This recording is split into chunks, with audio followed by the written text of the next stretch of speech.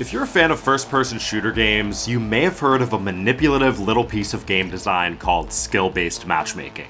Everyone from casual gamer dads to Scump himself seem to have an opinion on this nonsensical garbage that has slowly overtaken our favorite FPS games. And today, we're breaking it open. We're going in deep.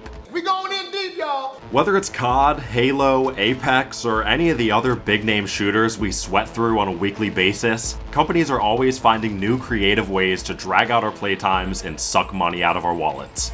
With loads of research proving that SBMM increases overall player retention in the long run, I'm not expecting this to change anytime soon, but maybe if I complain enough on the internet, I can defy the will of Activision's profit margins. After all, nothing scares big game publishers like 24-year-old neckbeards with a couple thousand YouTube subscribers. I'm sure they're just shivering in their boots right now.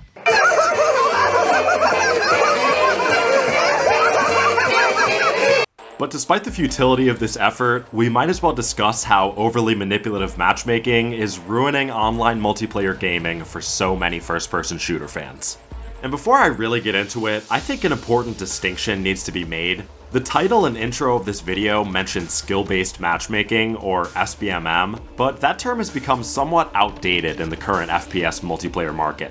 A more accurate term is EOMM, or engagement optimized matchmaking.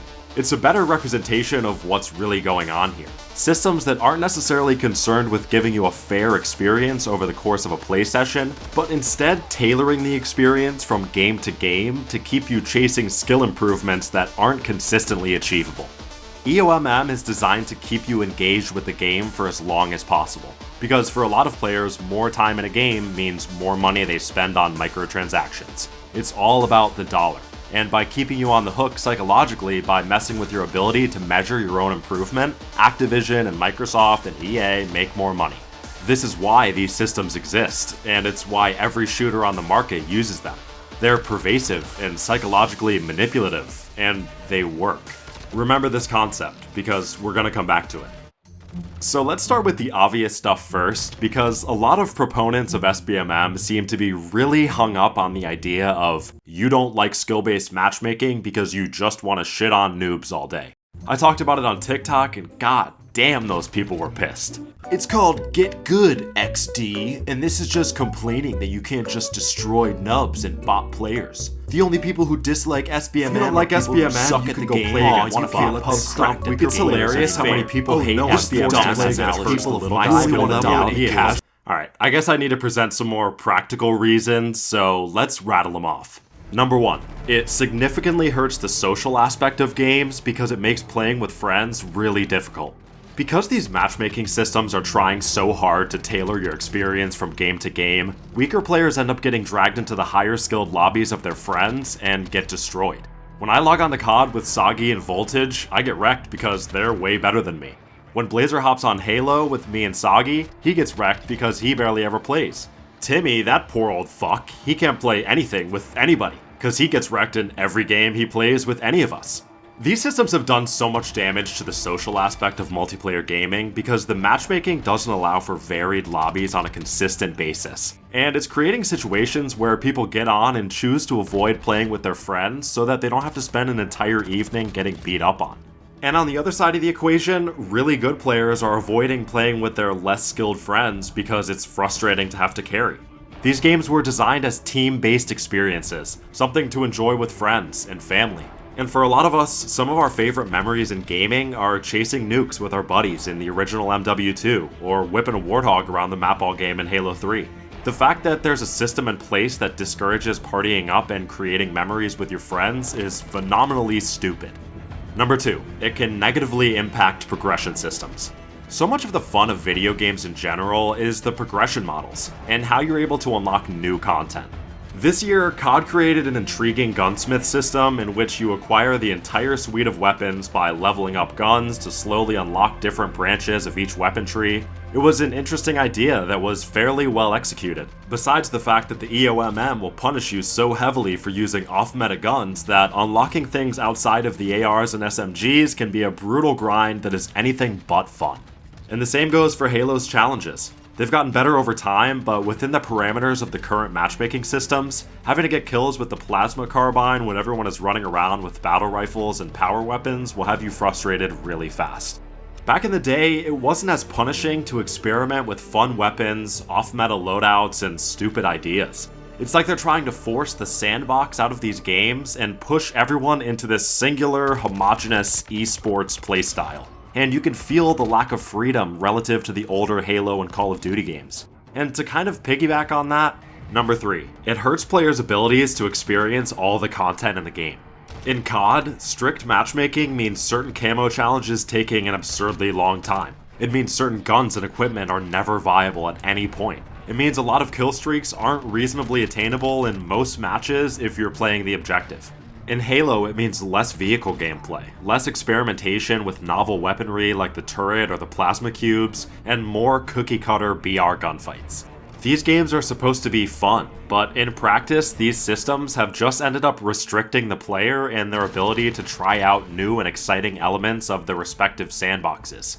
They load these games up with different weapons and equipment and stuff to try, and they get you thinking of all the different possibilities and combinations. What if I set up a deployable cover on the top of the stairs to funnel players through the west door where Voltage is waiting with C4 and an LMG? Well, if I have the grapple and Sagi has a sword, maybe we should switch equipment so he can get an angle from behind while I lay down suppression fire with this commando and drop shield. Will Blaze get back from spawn in time to continue running next to my wheelsim with a riot shield and finishing off whoever I can't quite gun down? There are a seemingly endless amount of strategies like this, but so few of them are consistently viable just due to the overly aggressive nature of the matchmaking. Everybody ends up being pushed into slow, defensive playstyles where you're pre-aiming lines of sight and focusing on winning 1v1s. And finally, number 4. It increases ping, matchmaking wait times, or both. In order to match you with players whose skill levels line up with your recent performances, you'll often see increased wait times as the game tries to fill the lobbies. In a game like COD, this isn't as big of a deal because the player populations are higher, but in Halo, this has led to massive wait times and players in higher skill brackets not being able to find any matches at all. And first-person shooter fans across every game have to deal with higher pings as a result of these strict matchmaking systems that are matching you up with people halfway across the globe, ping that inevitably brings more lag and desync and melee whiffs and bullshit deaths, completely compromising the fairness that SBMM is trying to create. These games should be prioritizing connection over all else, but they don't, and we have to deal with all the glitchy garbage that makes us want to uninstall. All of this stuff sucks, and it's all the result of matchmaking systems that are overly reactive and insistent on hand-holding newer players to the most extreme degrees possible, to the detriment of a lot of the player base. But while these side effects certainly do a lot to detract from the games they accompany, they're secondary to the real issue this system creates. My main issue with EOMM, and what I believe is the central problem of this entire system, is the fact that you can no longer measure the progression of your skill relative to the entire player base in casual game modes. So to better understand this, let's go all the way back to the beginning, to the multiplayer shooters that started it all. Halo 2 and 3 launched in the mid-2000s and revolutionized gaming, ushering in an era of online multiplayer and becoming the first dominoes to fall in this annoying Rube Goldberg machine. They were massively successful, and they're some of the first major examples of SBMM in FPS games. In a Twitter thread inspired by 343's ridiculously shitty matchmaking system in Infinite, former Bungie developer Max Hoberman discussed the systems used in Halo 2 and 3, and he had some really interesting comments, particularly on the flaws of current systems and what they did differently in the old days. Just like in today's games, Halo 2 and 3 had a hidden rank in social modes, but there were a couple key differences. The first of which was an emphasis on wiggle room to avoid perfectly balanced matches 100% of the time. Hoberman thought that matches like this weren't necessarily as fun and could end up being more stressful. So Bungie designed a system where skill-based matchmaking was a lot less strict and allowed for more variation from match to match. The second key difference was an emphasis on the journey from the bottom all the way up to the top of the ranks, how players would see their skills improve over time. Just like in today's systems, the objective was to extend your playtime and promote the grind, but it was achieved through a more organic process of working your way up and seeing your skills improve relative to the players you were going up against. These games come from a time before microtransactions and seasonal battle passes and all the other bullshit monetization we see now, so the goal wasn't to extend playtimes to squeeze extra money out of the player, it was to increase the fun, to give players a better experience, to create long-term fans, and foster a healthy community. How things have changed in 15 years. I think the matchmaking systems present in today's games severely limit your ability to perceive your skills improving over time. As skill-based matchmaking adjusts lobbies from game to game based on your recent performances, players are subjected to this ridiculous roller coaster ride where one game they're dropping 50 kills and shitting on everybody, and then the game says, oh no, we can't have that, so you're thrown in against Optic Texas and you're getting pulverized by kill streaks for 6 straight games, and then oh shit, he's about to quit for the night, give him some meatball lobbies, and you're back on top of the scoreboard. Back and forth and on and on. Snip, snap, snip, snap, snip, snap. The game's doing everything they can to drag your KD to as close to 1.0 as possible, to keep your win-loss at as close to 50-50 as possible. And other shooters like Halo and Apex suffer from the same volatility in their matchmaking too, creating statistically even lobbies by matching highly skilled players with much weaker teammates in an attempt to balance out the squad as a whole. Ever wonder why your random teammates in Apex seem like they've never picked up a controller before? Or how you can go 25 and 10 in a match of Halo while all your teammates go 1 and 15 and you lose the match? It's because these systems are more focused on pushing a perfectly even win rate rather than the player experience itself, rather than actual fairness. Think about COD 4, or the original MW2, or Halo 2 and 3, or whatever other shooter you started off on as a kid or a teenager. The progression of your skill in that game probably went something like this. You started off pretty useless and had to learn all the mechanics. You slowly get a little better. Your knowledge of the game systems improve. Your aim starts to get better. You're not necessarily racking up wins, but you're starting to learn what to do. You're really getting into it. Your stats are seeing visible improvements. You're going positive in a good chunk of your matches. You're getting more wins. You're having more standout games. You're fully invested and have tons of time in the game. You're dropping multi-kills and you're consistently near the top of the scoreboard. You have the occasional bad game when you find yourself in some really competitive lobbies, but you can observe how much you've improved based on your performance against most of the player base. We can imagine the player base of any given shooter as a massive ladder, with each rung on the ladder being a different tier of skill. Matchmaking systems used to prioritize the journey, the movement up the ladder as you continued to invest time in naturally improving your skill. And this wasn't just some off-to-the-side fun aspect of these games, it was the game. It was the entire function of these multiplayer game modes, to jump in and improve your skill against other players, and to improve so that you would perform better against those other players. But what we're seeing these days is a very different use of the ladder, in which you start here, and then you're pushed up to here for a bunch of games, then back down here because we don't want his KD to drop too much, but oh shit, he did a little too good down there, so we better move him back up just in case, etc., etc. It's a system that feels incredibly manufactured, like a casino. And in fact, like a casino is exactly how these games are designed. They're creating these artificial win-loss streaks. They're inflating and deflating your stats on a whim in an effort to keep you on the hook. It's like a slot machine that knows exactly how much success it needs to dole out to always turn a profit and get more people in there excited and spending. The competitive nature of these games fuels the competitive fire inside us, and demonstrative displays of skill are needed for us to feel as though we've accomplished something.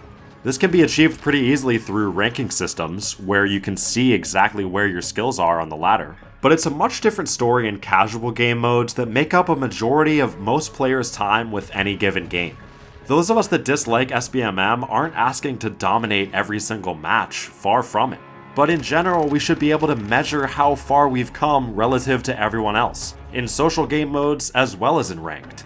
That's how these games are supposed to work. And now that that's been taken from us, it's no surprise that hundreds of thousands of players are fed up and have given up on multiplayer shooters entirely.